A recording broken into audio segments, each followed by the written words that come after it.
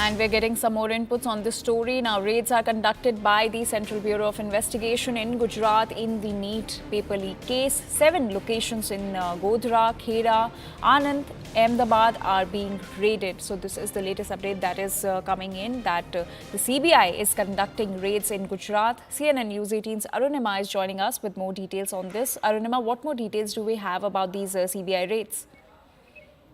See, the Godhra case is different from the one in Bihar and Hazaribagh in the sense that while in Bihar and Hazaribagh, the suspicion is that of a paper leak, that the NEET center in Hazaribagh, OSS, actually entered into a conspiracy, that the NEET center in charge and also the principal of the school were all involved in this alleged paper leak. The allegations in Godhra are that of impersonation and cheating. That somebody who was a scholar who had qualified for the NEET exam earlier was paid money, and in part of a conspiracy, that those scholars were impersonating to take the exam on behalf of the NEET aspirants this year. So in that case, CBI suspects a wider racket of the NEET center, of the coaching institutes, of private individuals, and therefore these raids are being carried out across 7 locations in 4 districts of Khera, Ahmedabad, Anand and Godhra. Also, Arunima, what is the update on the overall probe, the probe that is also going on in the state of Bihar? So one more arrest has happened in that case. Yesterday we had reported 2 arrests. Subsequently, CBI picked up one more journalist, who worked with a vernacular medium paper. And that journalist has been accused of conspiring with the OSS Institute. This is their school, the coaching center in Jharkhand, and the school which has been in the dock. The principal has been arrested. So the allegation against the third person who has been arrested, a journalist, is that he was conspiring with these people, and that the paper that leaked, that the burnt remains of the question paper that was found in a safe house in Bihar, that is where the leak actually began. That's the charge. That's the allegation. All right, Arunima, thank you so much for getting us all those details. But the politics over the NEET paper leak issue also continues. Let's take a look at some political reactions.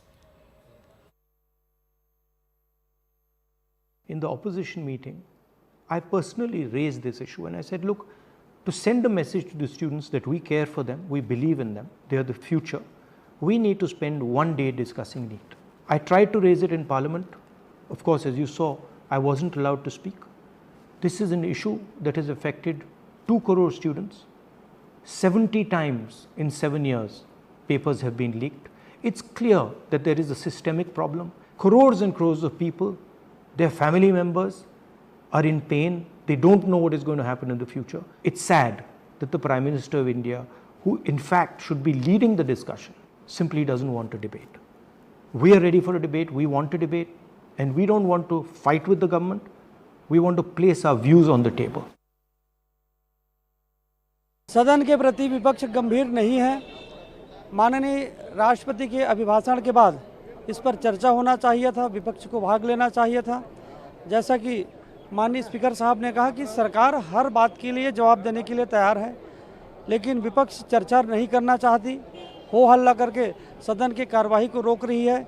सदन की गरिमा को बनाए रखना, सदन को चलने देना, ये विपक्ष की जवाबदारी है, लेकिन विपक्ष चर्चा नहीं चाहती और चर्चा के लिए ये तैयार नहीं है और चर्चा से ये लोग भाग रहे हैं। सरकार सब चर्चा के लिए तैयार है, लेकिन वो चर्चा करे तब ना, लेकिन वो चर्चा करने के लिए ही तैयार नहीं है। हर बात पर सरकार चर्चा करने के लिए तैयार है। हम डिमांड कर रहे हैं जी, स्पेशल चर्चा के लिए मांग रहे हैं जी।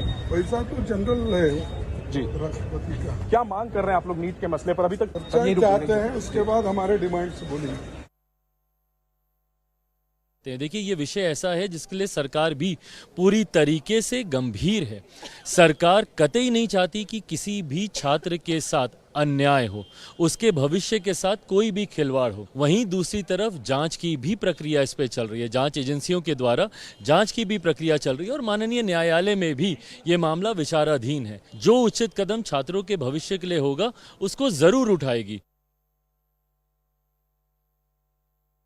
देखिए, क्यों वेल में जाना पड़ा नेता प्रतिपक्ष को? अरे इतने बुजुर्ग नेता हैं, वरिष्ठ नेता हैं, 50 साल का अनुभव है, बड़े सम्मानित व्यक्ति हैं, सभी राजनीतिक पद उन्होंने ग्रहण किया है राज्य में और केंद्र में, और उनको बोलने नहीं दिया जा रहा है। और खरगे जी क्या मांग कर रहे हैं?